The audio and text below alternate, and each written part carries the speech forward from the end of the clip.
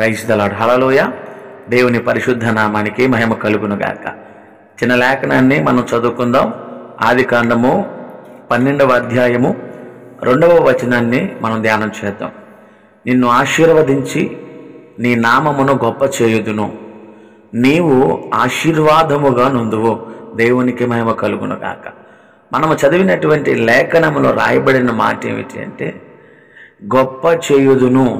Yes, నిన్ను నేను గొప్ప చేయుదును. దేవుని బిడ్డలారా, ఈరోజు లోకరీత్యా మనుషుల్ని మీరు గమనించినట్లయితే పేరు సంపాదించుకోవటం కోసం, డబ్బు సంపాదించుకోవటం కోసం దేవుని బిడ్డలారా 10 మందిలో ఏదో గొప్పగా వారు కనపడాలని ఒక్కొక్కరు ఒక్కొక్క ప్రయత్నాన్ని లోకస్తులందరూ కూడా చేస్తూ ఉంటారు.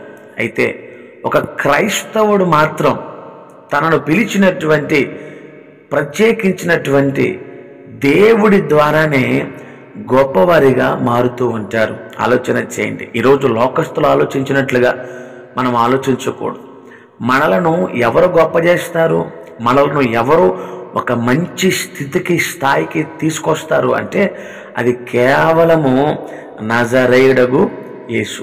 మీరు గనక ఆదికాండము 45వ అధ్యాయము 8వ వచనాన్ని గనక చూసినట్లయితే అక్కడ యోసేపు కొన్ని మాటలు చెప్తుంటాడు. అవి ఏమిటి అంటే, కాబట్టి దేవుడే గాని మీరు నన్ను ఇక్కడికి పంపలేదు, ఆయన నన్ను ఫరోకు తండ్రిగాను అతని ఇంటి వారందరికీ ప్రభువుగాను ఐగుప్తు దేశమంతటి మీద ఏలికగాను నియమించను. దేవునికి మహిమ కలుగును గాక. చూడండి, ఇక్కడ యోసేపు అంటున్న మాటలు ఏమిటంటే దేవుడే నన్ను ఐగుప్తు దేశమంతటి మీద అధికారిగా ఉంచాడు. మీరు నన్ను అమ్మివేసినప్పటికీ కూడా దేవుడు నన్ను గొప్ప చేశాడు. బానిస బ్రతుకుగా నా బ్రతుకు ఉన్నప్పుడు దేవుడు నన్ను గుర్తించి, నా భక్తి గుర్తించి, నా ప్రార్థన గుర్తించి, నేను దేవుని యందు కలిగి ఉన్నటువంటి విశ్వాసమును బట్టి ఆయన నన్ను గొప్ప చేశాడు. నిజమే దేవుని బిడ్డలారా, ఈరోజు మన జీవితాలలో మనకు ఆశీర్వాదం అనేది కేవలము దేవుని వద్ద నుంచి మాత్రమే మనకు లభిస్తుంది. కాబట్టి మనమందరము కూడా యోసేపు వలె దేవుడిచ్చు ఆశీర్వాదము కొరకు ఆయన మనలను గొప్ప చేయుట ప్రారంభించేంత వరకు దీన మనస్సు కలిగి ఆయన బలిష్టమైన చేతుల కింద మనము ప్రార్థన చేస్తూ దేవుని కొరకు కనిపెట్టుకుందాం. ఈరోజు నువ్వు పరుగులు తీయాల్సిన అవసరం లేదు, ప్రయాసపడాల్సిన అవసరం లేదు, నీవు వ్యర్థమైన వాటి గురించి ఆలోచించాల్సిన అవసరము లేదు.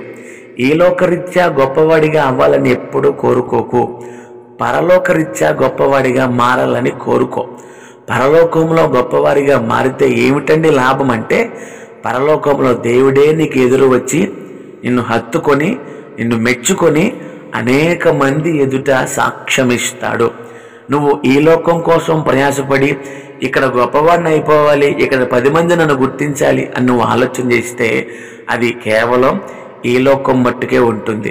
నువ్వు పరలోకం కోసం ప్రయాసపడితే, అనగా ఈ భూమి మీద నువ్వు బ్రతికి ఉన్నప్పుడు మంచి ప్రార్థన, భక్తి, నమ్మకత్వము, పరిచర్య, ప్రభువుతో సహవాసము, సేవకులతో కలిసి దేవుని సన్నిధిలో పోరాటము, ఇలాంటివి నువ్వు జరిగిస్తే నీ సాక్ష్యమును బట్టి దేవుడు నిన్ను పరలోకంలో అనేకులు ఎదుట నీకు ఎదురు వచ్చి నిన్ను సాదరంగా ఆహ్వానించి అనేక మంది, లక్షలాది మంది దేవదూతల ఎదుట నిన్ను గొప్ప చేస్తాడు.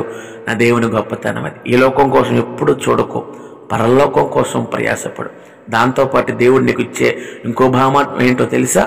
ఈ లోకంలో కూడా నీకు కావలసినవన్నీ ఇచ్చి, నువ్వు ఎక్కడైతే అవమానించబడ్డావో, ఎక్కడైతే పేరు పోగొట్టుకున్నావో, ఎక్కడైతే నువ్వు అనేక విధాలుగా నవ్వుల పాలయ్యావో, ఎక్కడైతే నువ్వు అనేక పర్యాయాలు చీత్కారాలు పొందుకున్నావో, అక్కడే అనేకులు ఎదుట నీ తల ఎత్తే పని కూడా ఆయన తీసుకుంటాడు. కాబట్టి నువ్వేం చేస్తావంటే దేవుని కొరకు కనిపెట్టుకో, ఆయన సన్నిధిలో ప్రార్థన చేసుకో, ఆయన ఇచ్చిన తలాంతులు ఆయన కొరకు వాడు, ఆయన ఇచ్చిన యవ్వన బలాన్ని ఆయన పనులు ఉపయోగించు. ఆ తదుపరి ఆయన నిన్ను గొప్ప చేయటం ప్రారంభిస్తాడు. దేవునికి మహిమ కలుగునగాక. ప్రార్థన చేద్దామా? కళ్ళు మూసుకోండి. మహాపరిశుద్ధుడా, మహోన్నతుల దేవా, నీకు వందనాలు.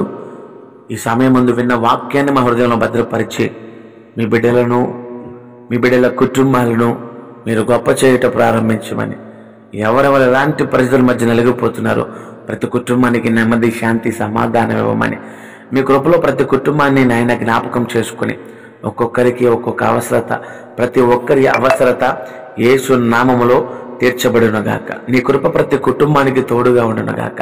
ఈ ప్రార్థన ఆలకించి అంగీకరించి ఎవరు వేటి నిమిత్తమైతే ప్రార్థిస్తున్నారో ప్రతి ఒక్కరి అవసరత యేసు నామములో తీర్చబడునుగాక. నీ దయా సంకల్పము చొప్పున ప్రతి ఒక్కరికి మేలు కలుగునుగాక, విడుదల కలుగునుగాక, విమోచన కలుగునుగాక, స్వస్థతలు కలుగునుగాక.